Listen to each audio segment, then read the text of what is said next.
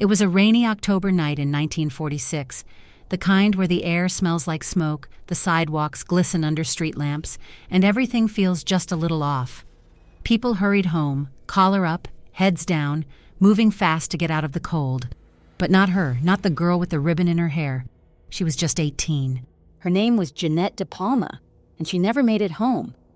The details at first were simple. A small town in New Jersey, a church event. Some say a prayer meeting, others remember it as youth group. Jeannette stayed a little late, said goodbye to her friends, and started walking. That was the last time anyone saw her alive. She didn't take a strange route. It was the same short walk she'd done dozens of times, half a mile, a few street crossings, the kind of journey kids made alone back then, without a second thought. But somewhere between the church and her front door, Jeannette vanished. When she didn't come home, her parents assumed she was with friends. When morning came and she was still gone, the panic set in. Her father called everyone he could think of. Her mother walked the streets shouting her name. Within a day, police were involved. But there was no trace. No torn coat, no dropped purse, no scream in the night that anyone remembered. It was like she'd stepped off the edge of the map. For days, then weeks, search parties combed the area. Neighbors formed lines, moving through the woods and fields. Police questioned classmates, teachers, shopkeepers, and still, nothing. Not even a shoe. Rumors filled the void. Had she run away? Was there a secret boyfriend, a fight with her parents? But the DePalmas were a quiet, church-going family. Nothing made sense. No motive. No leads. No one, not even the police, seemed to know where to look next. Then the silence broke. It was nearly 6 weeks later when a local dog came home dragging something in its mouth. It was a bone. Human. That bone, and what came after, would haunt Springfield, New Jersey for generations. Police followed the dog's trail deep into the woods to the top of an abandoned quarry. And there they found her, or what was left of her. Jeannette's body was lying on a flat stone, arms outstretched. Around her were strange wooden crosses, pieces of wood lashed together, placed deliberately. There were rocks arranged in odd patterns. No signs of a struggle, no blood, no attempt to bury her, just placed there, as if on display. The medical examiner couldn't determine a clear cause of death. Her body was too decomposed, but there were no broken bones, no gunshot wounds, no obvious trauma. It looked, they said, like she had just died. But the scene told another story. The crosses, the symbols, the eerie quiet of the woods. Locals began whispering things no one wanted to say out loud. Satanic ritual, witchcraft, cult activity. It sounded ridiculous, even offensive. But what else could explain it? The quarry had long been avoided by kids in town. Stories had swirled for years about strange noises, gatherings at night, the feeling of being watched. After Jeannette was found there, those stories came roaring back, and now they weren't just ghost tales, they were evidence. Reporters came from nearby cities. Headlines called it a black mass killing. Churches held vigils. Parents kept their kids inside after dark. And police? Police had no answers. They questioned friends, family, even strangers passing through.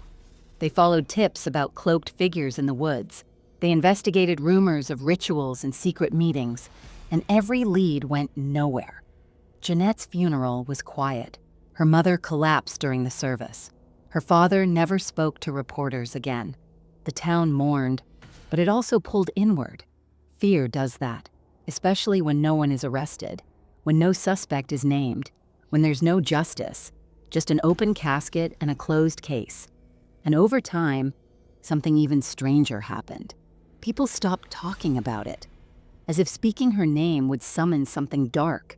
The case was buried, not just in files but in memory. Her friends grew up, moved away. Her parents aged in silence. The town pretended little by little that it had never happened at all, but it did.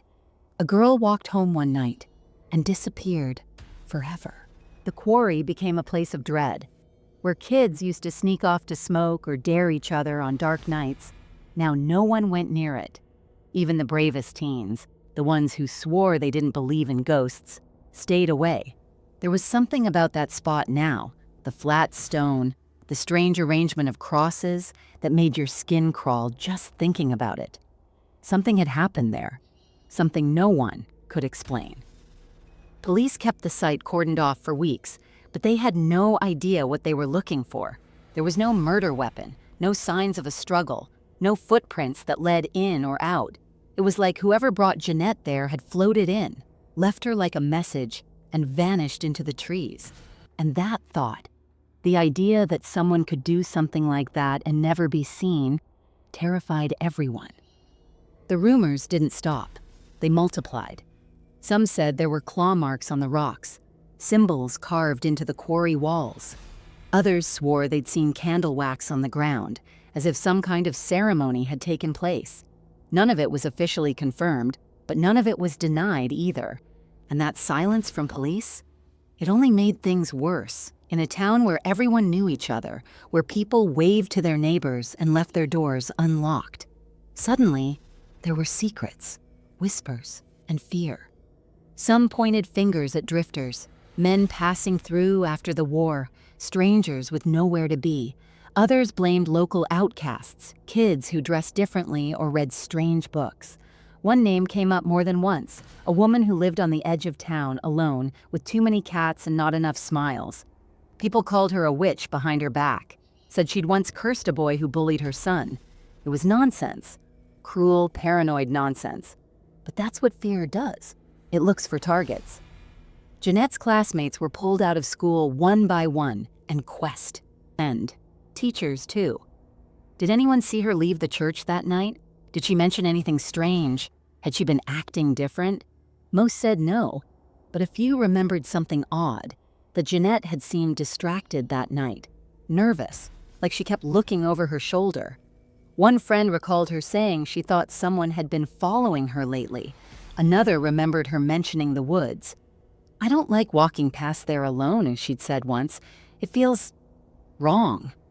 But none of those memories led to answers, just more shadows.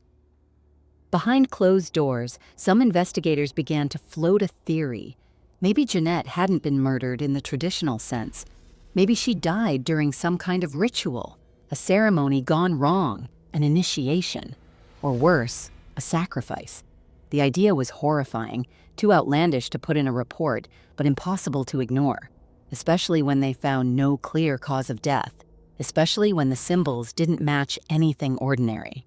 The problem was, anytime someone tried to bring these theories forward, they got shut down. Higher-ups in the police force didn't want to hear it. Local politicians were terrified of the press. The church, too, urged silence. Panic was already rippling through the community. The last thing anyone wanted was a full-blown moral hysteria. They told the papers it was a tragedy, that there was no evidence of foul play, that the investigation was still ongoing, but behind the scenes, it was chaos. One officer, a young detective named Jim Roderick, refused to let it go. He was quiet, methodical, and just stubborn enough to start asking the questions no one else would.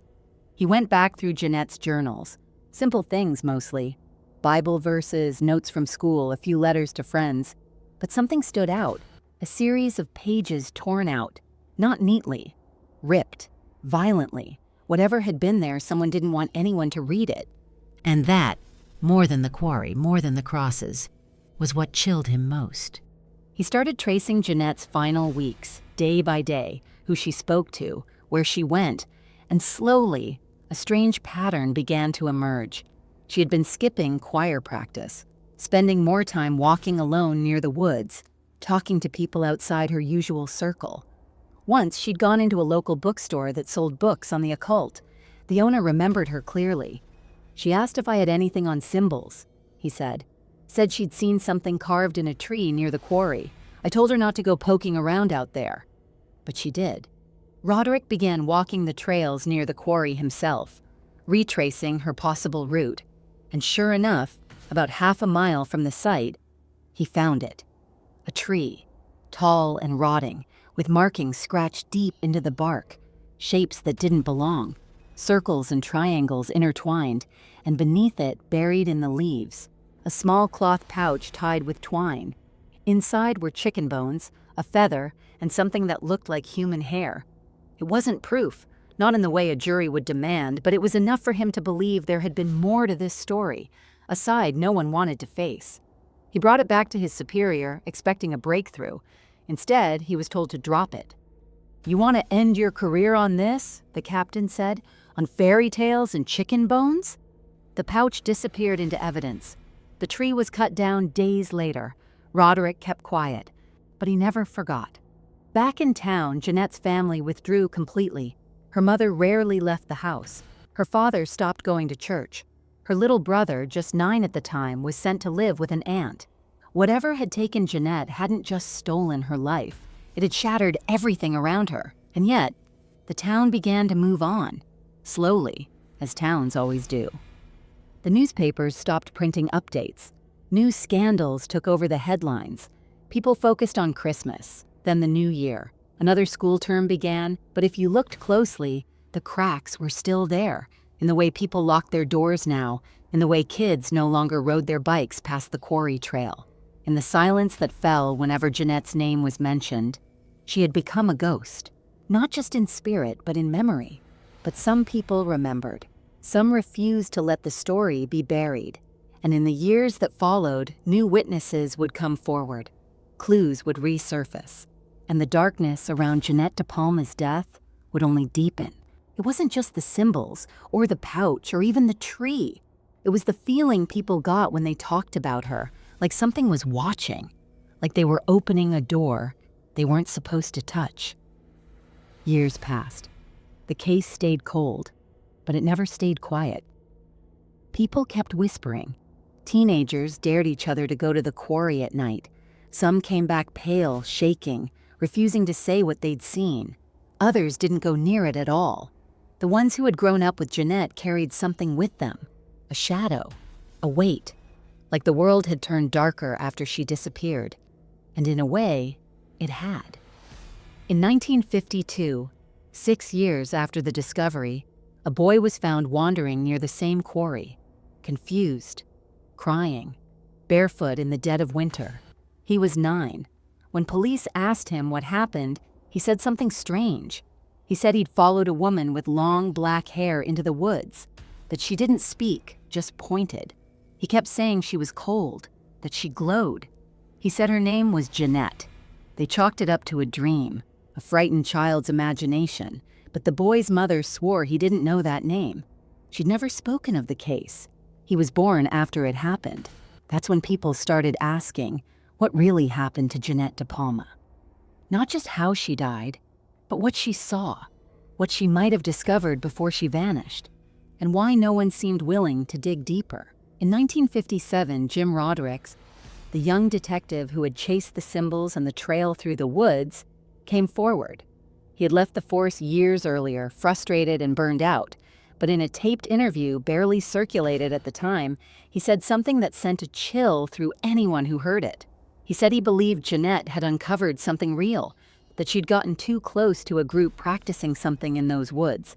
Not kids, not teenagers, but adults. People with influence. People who made things disappear. He said the case had been shut down deliberately, that evidence was lost, photos removed, reports rewritten, and that he'd been warned, not once, but twice, to stop asking questions. He didn't name names, but he didn't have to. The implication was enough. The interview was shelved. Local papers refused to run it, and within months, Roderick was dead. A heart attack, they said. Quiet funeral. No foul play suspected, but some didn't believe that either. Decades passed. Jeannette's parents died, still without answers. Her little brother, now a grown man, refused all interviews. Said the case had consumed their lives, ruined them. "We were a family once," he told a reporter. "After she vanished, we became something else." And yet, the story refused to die. In 1997, 51 years after Jeannette disappeared, a journalist named Stephanie Alvaro stumbled across a file in a dusty corner of a New Jersey courthouse. It was thin, barely a dozen pages, but it was the original case file, or what was left of it.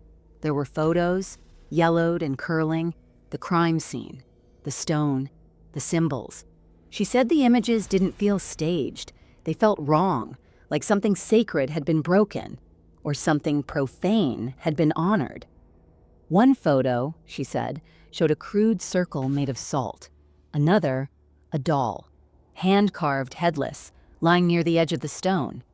None of that had ever been released to the public. Stephanie spent a year tracking old witnesses, begging for interviews. Most said no. A few talked, off the record. One man, a retired officer, told her flatly, "We weren't allowed to say what we saw out there." When she pressed, he said something even stranger. It wasn't just that it was evil. It was organized. She asked if he meant a cult. He didn't answer. Then, just as she was preparing to publish, the magazine pulled the story. Legal pressure, they said.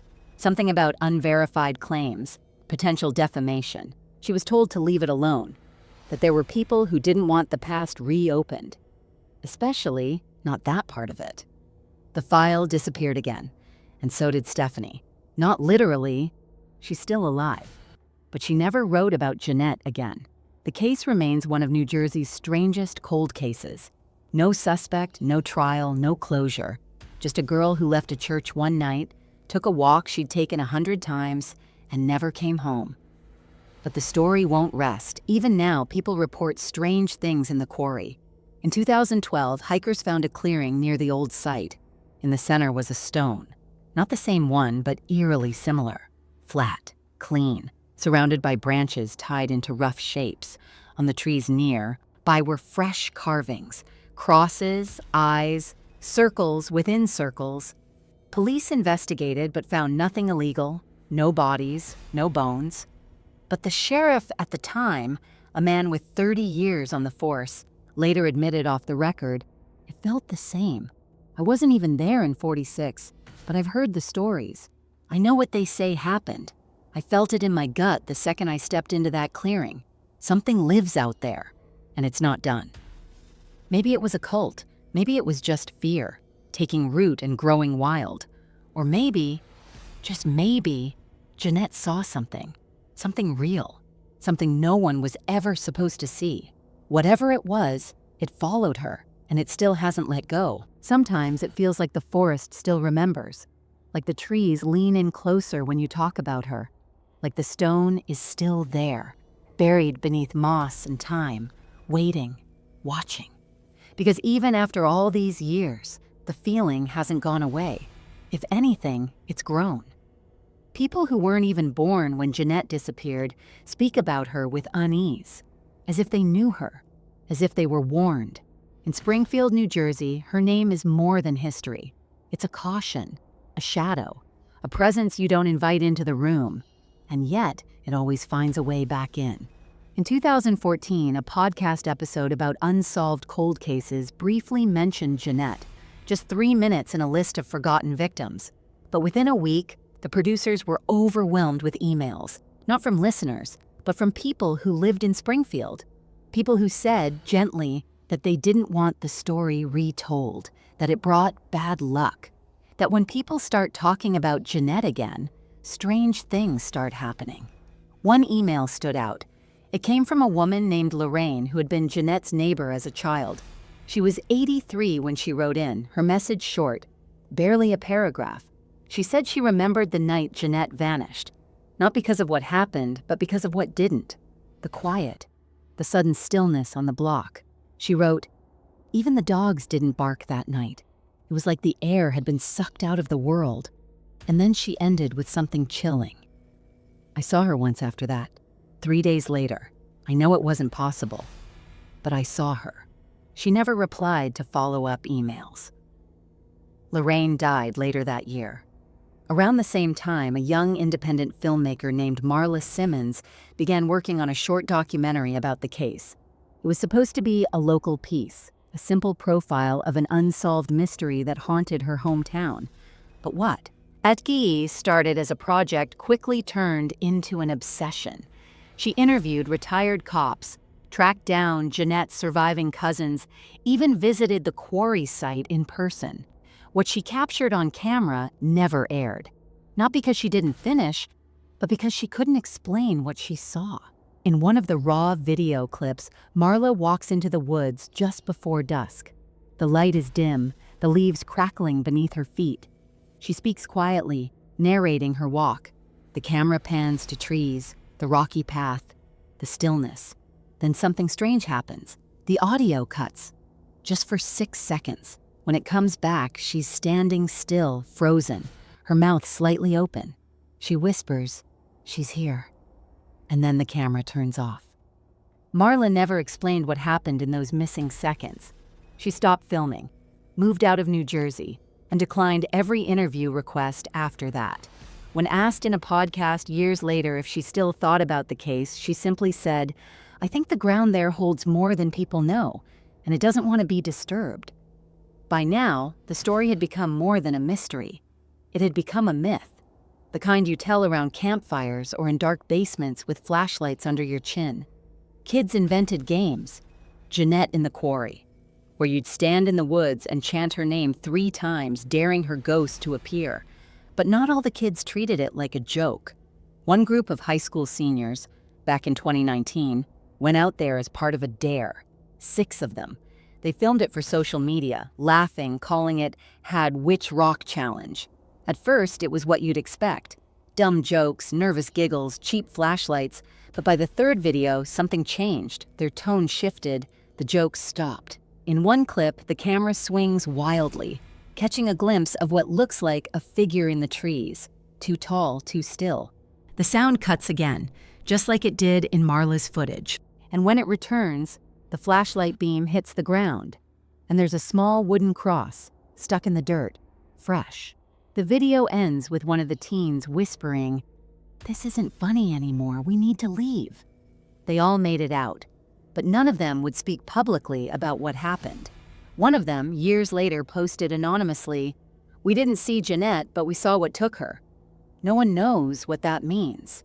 Or maybe they do, and just won't say. The deeper you go into this story, the harder it becomes to separate the facts from the fear.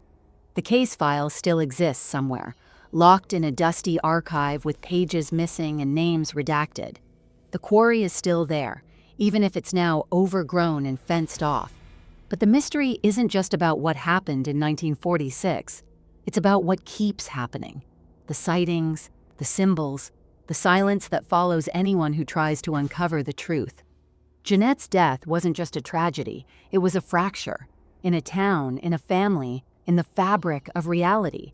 Because there are some stories that don't end. They echo. And if you listen closely, they're still being told. Not in newspapers, not in files, but in the wind between the trees. In the cold breath of those who walk too close to where she died. In the way her name lingers, quietly, in the back of people's throats, waiting. Time has a way of softening things, of blurring edges, dulling pain. But not this story. Not Jeannette's. The further you go, the sharper it gets, like a splinter buried too deep to pull out, festering just beneath the skin. In 2021, something surfaced that no one expected. A construction crew was clearing land on the edge of the old quarry property, a new development, luxury townhomes with slogans like, "Nature meets comfort." The work had barely started when a backhoe struck something solid. At first, they thought it was just a rock. But when the operator got out to check, he found wood. Old, rotted, buried deep. A box. The police were called. The site was shut down. And soon, they realized what it was. Not a coffin. Not exactly. It was a trunk, iron-bound, heavy. Inside, they found a collection of objects, most too degraded to identify. But a few things stood out. A faded church bulletin dated October 3, 1946.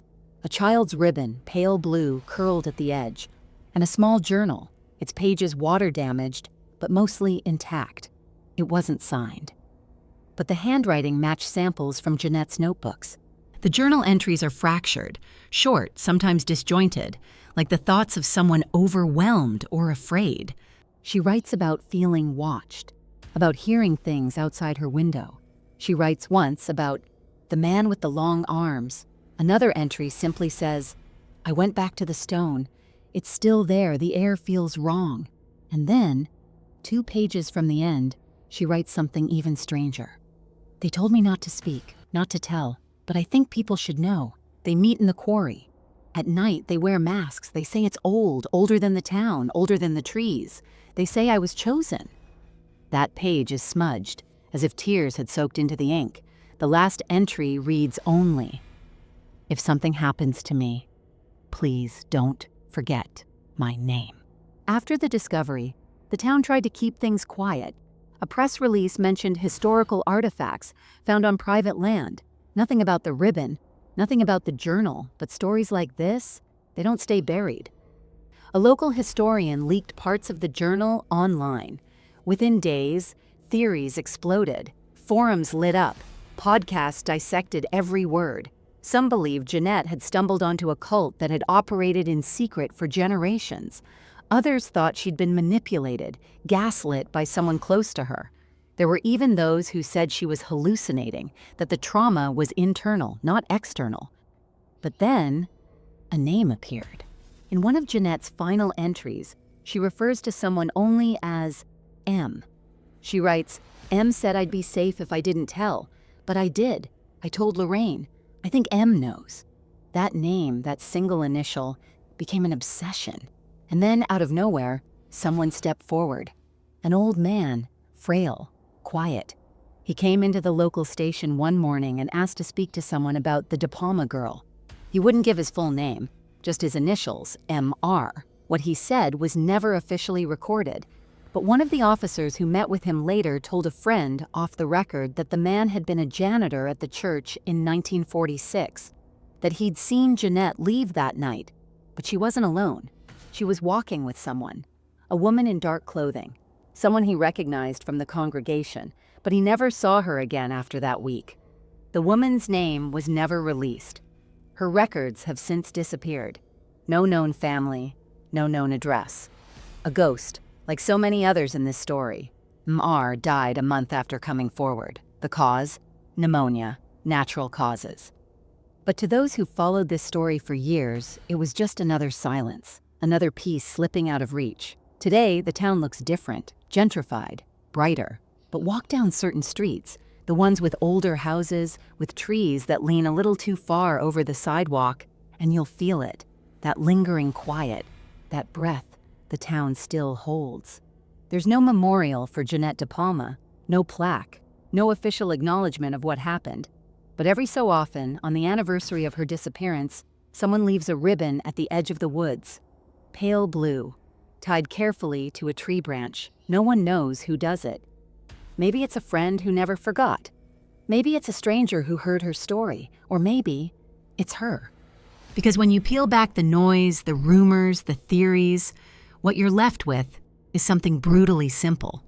A young girl, 18 years old, walking home in the rain and then gone. No justice, no closure. Just fear, silence, and the haunting truth that in the middle of an ordinary town on an ordinary night, something extraordinary happened. Something that should never have happened, and something that still hasn't ended. Because stories like this don't die. They echo.